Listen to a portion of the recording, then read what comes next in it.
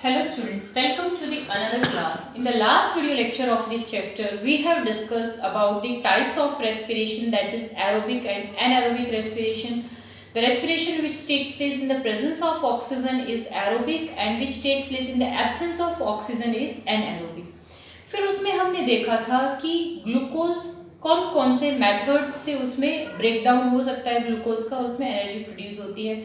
Quickly मेरे साथ revise कीजिए स्टूडेंट. फर्स्ट वन, जो जनरल ह्यूमंस के अंदर एरोबिक रेस्पिरेशन होता है जिसमें CO2 एनर्जी प्रोड्यूस होती है. सेकंड, ह्यूमंस में ड्यूरिंग एक्सरसाइज तो लैक्टिक एसिड प्रोड्यूस होता है. And third one, anaerobic respiration, yeast cell जिसको हमने फर्मेंटेशन भी कहा था. And as a result, as a by product उसमें क्या बनता है, ethanol, CO2 and energy produce होती है.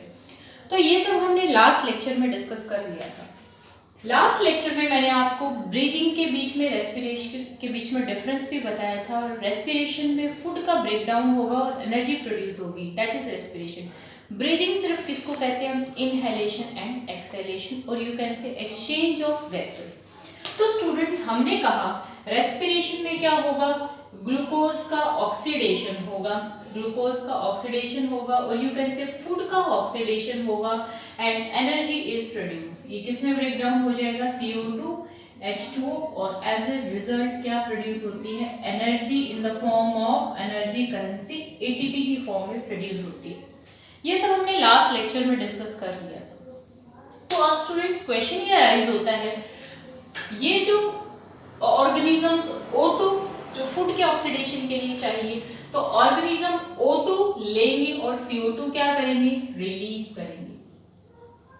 तो ये जो गैसेस का एक्सचेंज है, O2 लेना, CO2 रिलीज करना, जिसको हमने ब्रीदिंग भी कहा था, एक्सचेंज ऑफ गैसेस को ब्रीदिंग भी कहते हैं. तो ये O2 CO2 का एक्सचेंज डिफरेंट ऑर्गेनिज्म में डिफरेंट ऑर्गन्स के थ्रू होता है. देखो बेसिक ये वाला जो आगे का स्टेप है ये तो सेल्स में ही होगा, माइटोकॉन्ड्रिया के अंदर ही होगा, लेकिन ये O2 CO2 के एक्सचेंज के लिए अलग अलग ऑर्गेनिजम्स में अलग अलग ऑर्गन्स प्रेजेंट होते हैं. जैसे हम बात करते हैं, we are starting from the plants, हम प्लांट्स के बारे में स्टडी करते हैं. देखिए स्टूडेंट्स के माइंड में कॉमन एक अजम्पशन होती है कि प्लांट क्या करते हैं, फोटोसिंथेसिस, और एनिमल्स क्या करते हैं, respiration. That is completely wrong. Plant photosynthesis भी करते हैं, प्लांट रेस्पिरेशन भी करते हैं. प्लांट ऑल्सो परफॉर्म फोटोसिंथेसिस और ये रेस्पिरेशन भी प्रोड्यूस करते हैं. प्लांट फोटोसिंथेसिस में क्या करेंगे स्टूडेंट्स, हमें पता है लास्ट चैप्टर में हमने डिस्कस किया है. प्लांट फोटोसिंथेसिस लास्ट टॉपिक में हमने डिस्कस किया है इसी चैप्टर के.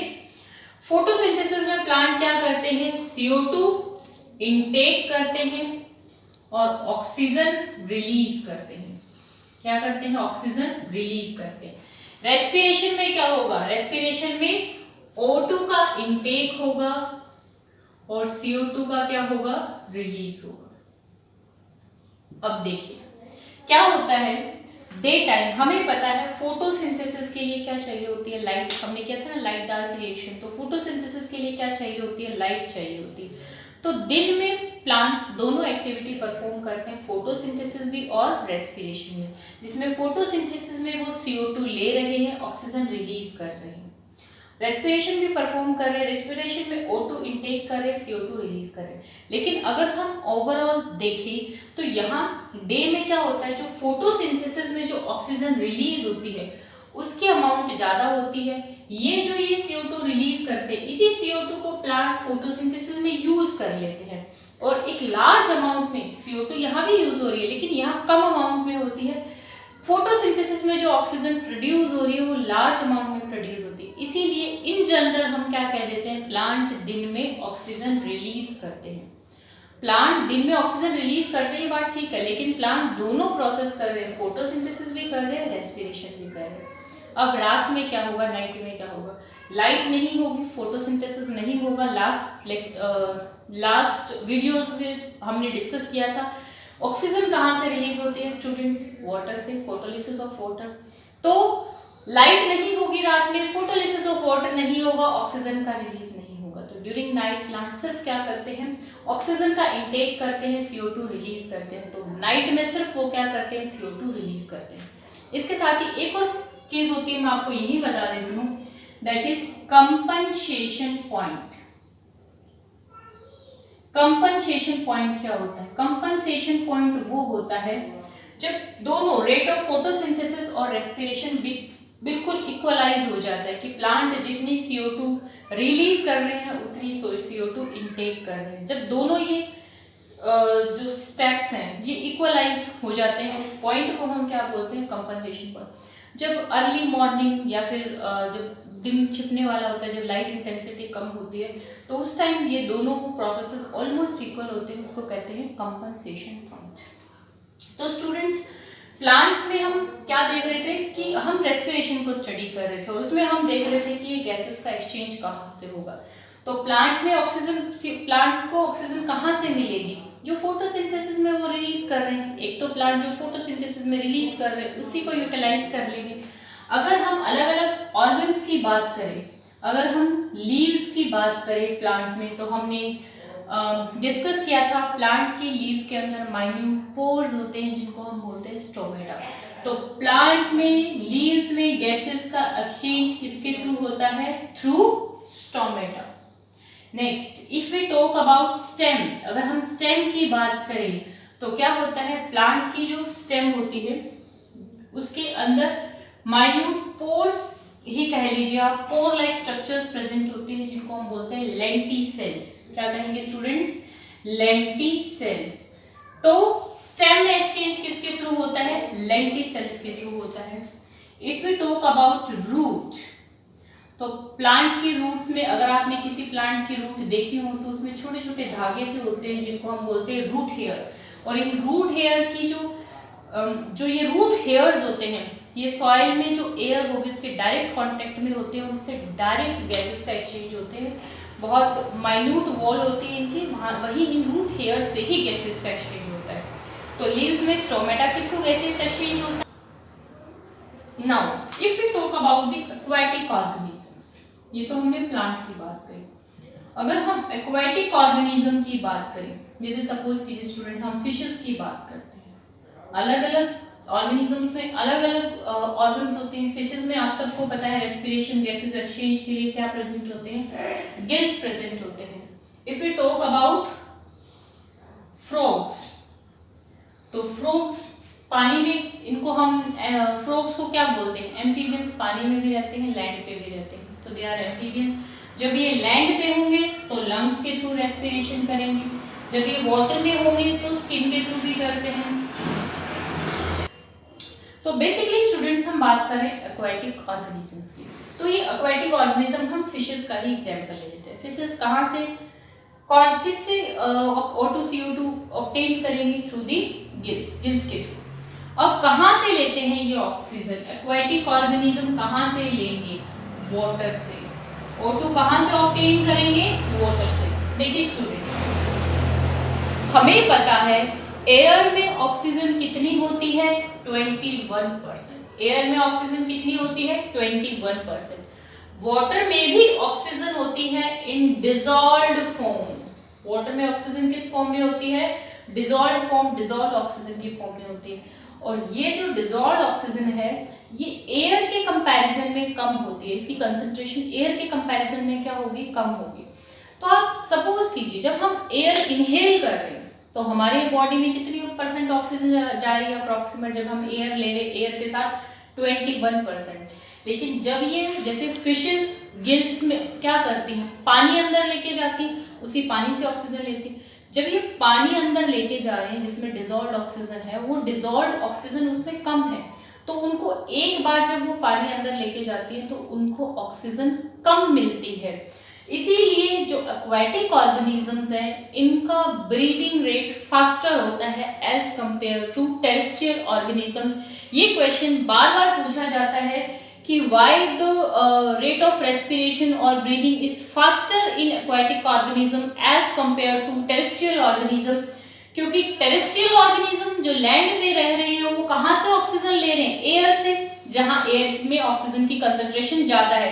तो अगर हम स्लो भी ब्रीथ करेंगे तो भी एयर के साथ काफी अमाउंट ऑफ 21% अप्रॉक्सीमेट ऑक्सीजन हमारी बॉडी में जा रही है।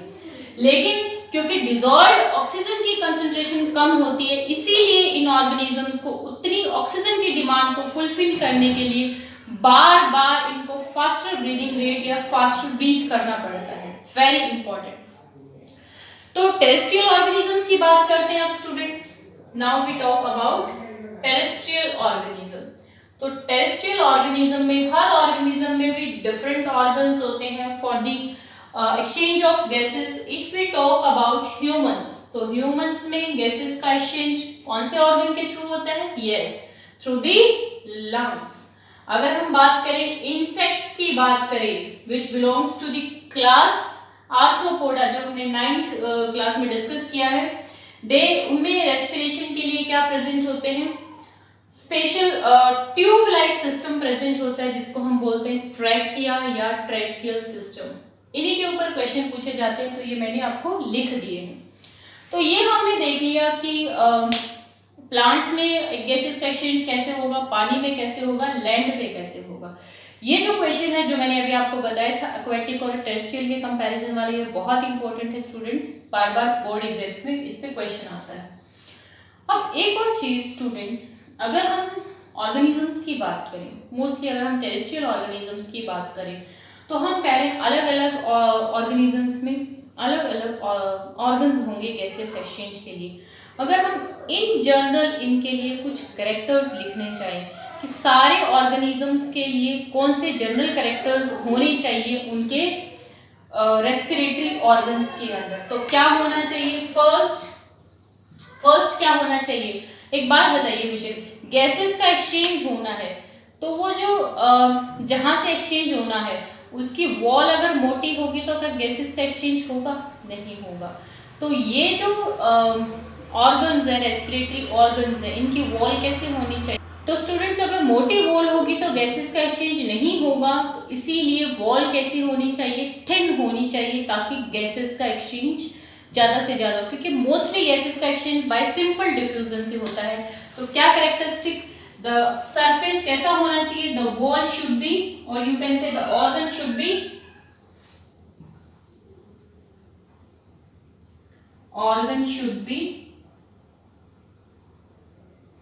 Thin and delicate. कैसी होनी चाहिए? पतली और डेलिकेट होनी चाहिए। सेकेंड, अगर सरफेस एरिया कम होगा तो गैसेस का एक्सचेंज कम होगा, जितना ज्यादा सरफेस एरिया होगा गैसेस का एक्सचेंज उतना ज्यादा होगा। तो जो रेस्पिरेटरी ऑर्गन्स हैं दे शुड हैव अ, तो respiratory organ should have a large surface area. Third, they should be richly supplied with blood, rich blood supply होनी चाहिए ताकि गैसेस का एक्सचेंज फास्टर हो। तो they should have a large blood supply, or you can say they should be richly supplied with blood। तो ये कुछ common characteristics हैं जो हम सारे ऑर्गेनिजम्स के लिए लिख सकते हैं कि उनका सरफेस एरिया ज़्यादा होना चाहिए, ऑर्गन्स थिन डेलिकेट होना चाहिए, ब्लड सप्लाई ज़्यादा। एक और लिख सकते हैं आप इसमें कि जो ऑर्गन है वो बॉडी के अंदर लोकेटेड होने चाहिए, बाहर नहीं, एक्सचेंज प्रॉपर हो इसीलिए। तो ये कुछ जनरल कैरेक्टरिस्टिक्स हो गए।